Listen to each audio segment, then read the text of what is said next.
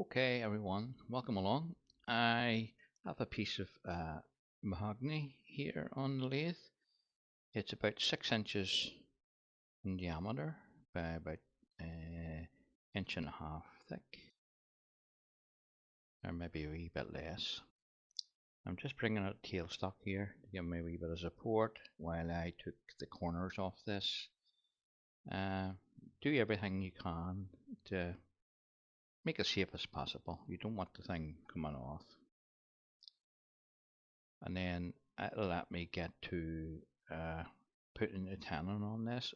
So we'll see how this goes.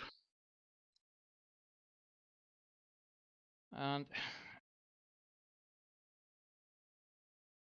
it's I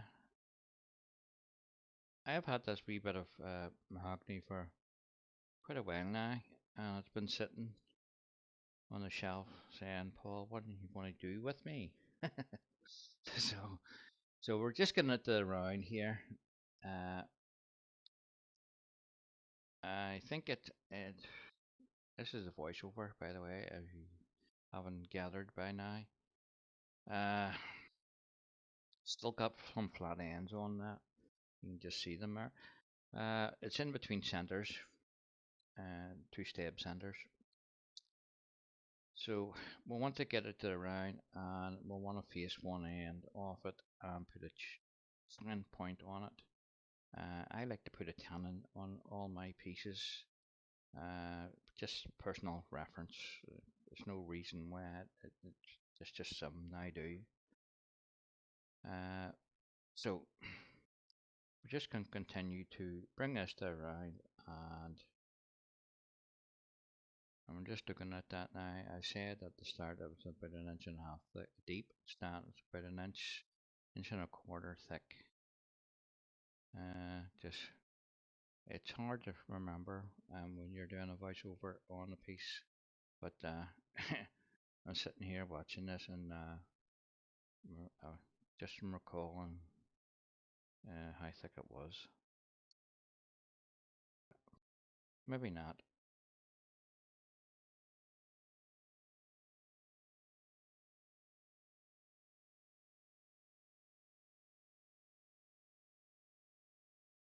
So I've just lifted the screw chisel.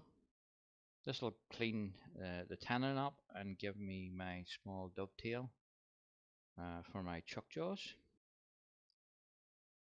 and flatten the side of the bottom of the bowl for your chuck jaws to go against, and just cleaning up the tannin face too.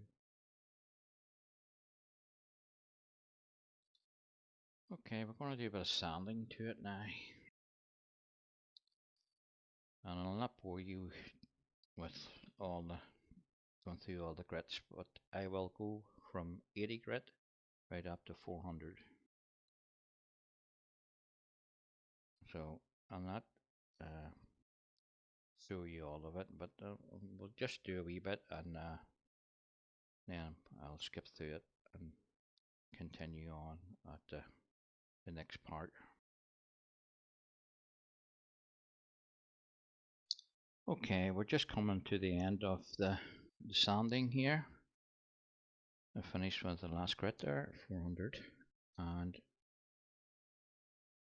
we're just going to go and give it a nice coat of sanding sealer. I'm using Chestnut's sanding sealer. I'm just going to use the spray because I have it, so I may as well use it. Usually I mix my own and apply it, but this is quicker. So I'm giving it a good coat here, and you can see the grain, the not the texture, sort of figuring, and it looks quite nice.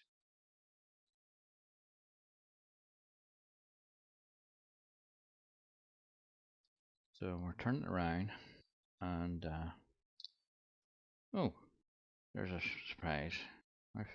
It was on the faceplate ring. I said that it was on clean centers, on two-step centers. Not. So it's a surprise. I didn't remember that.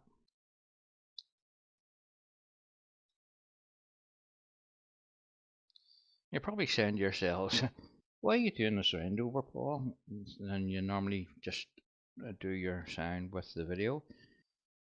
Uh, Initially, I was listening to the radio in my workshop, and I thought that was a nifty way of doing it.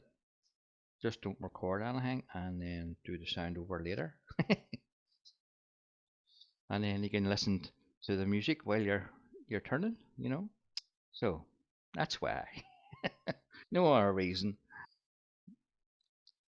So we're just going to clean the face of this up and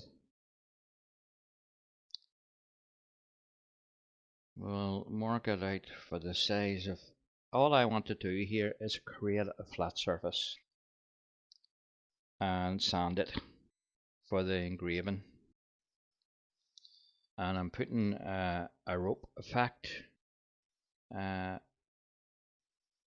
engraving around the outside rim on the face here as you look at it. So I want this to be nice and flat. I'll just give it a quick sand. From previous inlays and stuff I've done with milliput, you need a nice flat surface, and also the better you leave it, the better the inlay will be. So I'm just going right through the grits here, and I'll sand it up to 400, and I will give it a coat of sanding sealer. And why I'm giving a coat of sanding sealer is because the milliput, if you put it on bare wood, even though this is a piece of mahogany, the grain will, in some particular woods, the grain will rub into the grain, the milliput, sorry, the colour of it. So I'm just giving it a nice coat of sanding sealer, and this will seal the top of the wood and help prevent the colour transferring into the grain.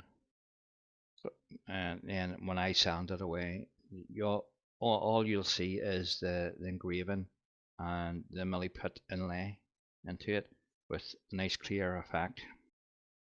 Right, okay. I didn't want to bore you with all the engraving bit and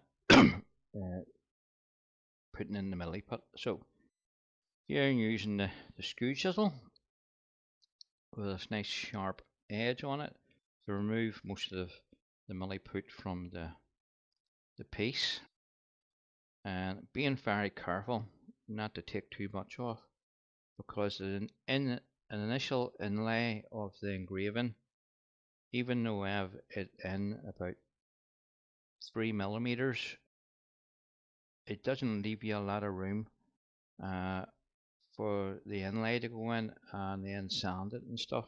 So you don't want to take too much off here. You just want to bring it down to the surface and then sand it the last bit of the way. You don't want to remove any timber.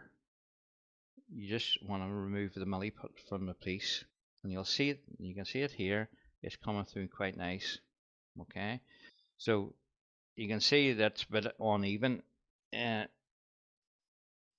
way I put the milliput out in is I initially squeeze it into the groove, and then go back on it and roll the stuff out like a wee thin sausage and go right round the milliput again and smooth it down with my finger and a wee taste of water to get you that flat effect.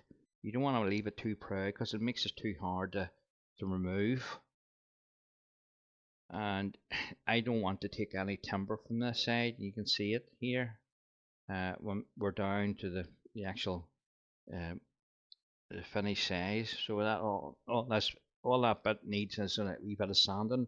So we just need to be careful here, taking the rest of this off. And if you wish, you could sand it away. There's nothing. It sounds quite easy. Uh, I've had great success using milliput, and especially in this piece, when you see it at the end, it turned out very well indeed, and I was quite pleased with it.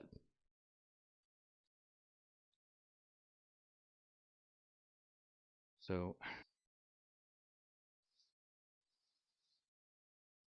I'm just even having a wee look and think here.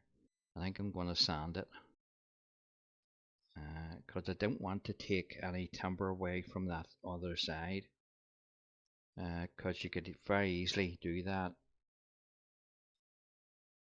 Yeah, I'm going to sand it. So a piece of uric grit, just sand it away. It comes away very easy. You need your extraction on, and I would say use a face mask as well. Uh, the line I engraved and burnt into the piece was a lovely crisp line. It very little burning or smudging. Uh, I upgraded my laser diode to a 10 watt laser diode, and it cuts very fine and clean. And with the air assist on the laser as well, it prevents any charring around the ends. So it prevents your need for initial sanding of it. So you only have to give it a light sand. So you can see here I'm just sanding the outside rim here, or the outside of the bowl, where the inlay is. Yeah, I didn't show any of the video on that because there was no point. It's all the same, you know. So I skipped most of the video of this because I didn't see the point in showing you how to put this in, because it's quite easy to do, and I think I have a couple of videos on my channel anyway with previous pieces I've made, and I've done the process and let you see uh, what's involved. The only thing about the milliput is it's quite hard to mix, and anybody with arthritis in their hands wouldn't be able to use it. A friend of mine, Billy, he has used Isopon, and he's been able to colour it, and he says it's far easier to put in and you get the same effect. So I'm going to have a go at that with the Isopon, and I don't see any reason why it shouldn't work, because it's a belly filler, and it goes hard, and if it takes colours okay and it stays in it, it would be a lot easier to mix that than this. Now that did take me a wee bit of time mixing this. When I cut the two pieces from the stick, usually the hardener is the harder stick between the two, and I just chopped it up into wee small bits and mixed it in well with the orbits. Now I did have to use a knife to squish it down because it was quite hard uh, actually to get the mix through, but they got there in the end. So you roughly get about half an hour's working time with this. Uh, I tend to do it in wee stages. I will make enough and cut the piece when it's all mixed up into 3 parts, and mix the first stage, put it in, and then mix the second wee bit and rub it in, and put the final bit in, and then scrape all the excess off very carefully, and then apply more milliput to the top of it, because you want to make sure you get the milliput deep into the groove, and it's actually in the groove, and it's not sitting on the top of that, in case you do sand it and then you sand through to avoid where the millie put didn't reach. So you want to make sure you get it well in. The color I've chosen is turquoise, and I think it just complements the mahogany very well. So I'm using my Rhino scraper, my big one, my big inch scraper here to bring that bottom in. Again, you do want to take it too thin. Just keep in mind you have I have a tannin, so I know exactly how much timber I have. But if you put a recess into your piece, you have to remember about that, because you've recessed in there about 4 or 5 mil, and you could meet the bottom of your chuck very easily. Okay, we're just finishing off the scraper here. One or two last cuts over the surface, just nice and gentle. I think I'm happy enough with this. All the wee ridges are away. I'm happy enough with the depth of the bowl. It's not a deep bowl, but it's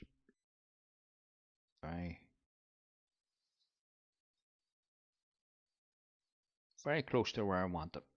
Put it that way.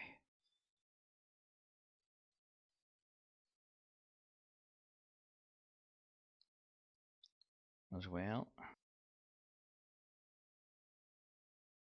And you don't want to be too heavy-handed here on the rim, because you could easily sand your inlay away and before you know it. That's why it's important to sand the piece before you do the engraving, and make sure it's nice and flat and you've went through the grits and it's nice and smooth. And then that means you don't have an awful lot of sanding to do at the end when you go to take the milliput off and finish it for sand. The milliput itself, it sands up lovely. Doesn't need enough. You could probably start at 240 on milliput. You don't need to start at 80 grit or anything like that there. It sands quite well. So just sand on the inside of the bowl here, and that's, you don't need to say any more about that. It's just sanding, going through the grits. Okay, that's finished the sanding. We're just going to give it a nice spray of sand sealer, Chestnut product. Just makes sense to use the spray can. A nice heavy coat, get it well in, make sure you get the rim outside as well. And you can just see how just putting sanding sealer on that makes it pop out.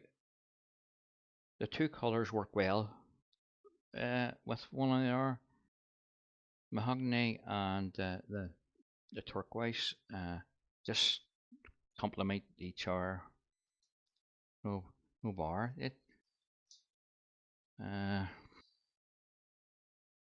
So we're just giving it a final buff up here. We've already given it some Yorkshire grit and give it all a nice clean. And you can see the figure in the grain in the middle here. It's sort of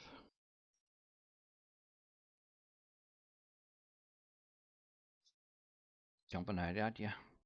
So we taste a microcrystalline wax, and just going to give it a good coat.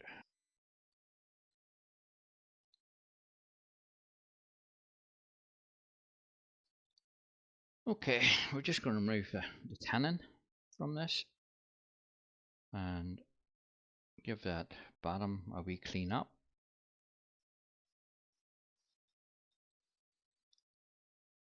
just using the spindle gauge, just checking my speed. You don't want to go too fast with the coal jaws on. And we'll just take our time removing the tannin. I've already cupped it in when I first started, so I didn't have too much timber to take away. So all we need to do is sand it and give it a wee coat of Yorkshire grit and a wee bit of wax, and that'll be the finished.